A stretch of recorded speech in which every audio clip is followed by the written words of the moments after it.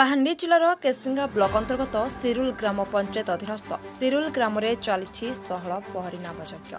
उक्त सहल पहरी नामयज्ञ 2024 फेब्रुआरी 21 तारिख बुधवार दिन कलश यात्रार आयोजन होता।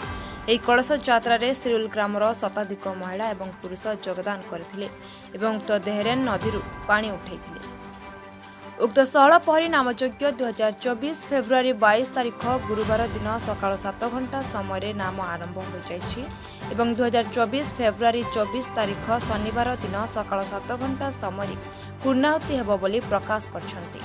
उक्त सहल पहरी नामयज्ञ रे कर्तार दायित्व निर्वाह करछन्ति विक्रांत बाग एवं तांकर धर्मपत्नी झरणा बाग। पूजक भाव में कार्यनिर्वाह करछन्ति बापी प्रहराज एवं जपकर कार्यनिर्वाह करछन्ति लिंग मिश्र। उक्त नामयज्ञ रे सभापति प्रफुल्ल पाय सिंह, संपादक रमेश चंद्र ढंगलामाझी और कोषाध्यक्ष प्रजापति विघ्नराज माखुड़, लक्ष्मण बाग, मनु माखुड़, टीकेराम कहिल, लक्ष्मीधर बाग और ऋषि करुआ एवं सिरुल ग्रामवासी वृंदों साहाय्य सहयोग अनुष्ठित होइछि सहल पहरी नामयज्ञ।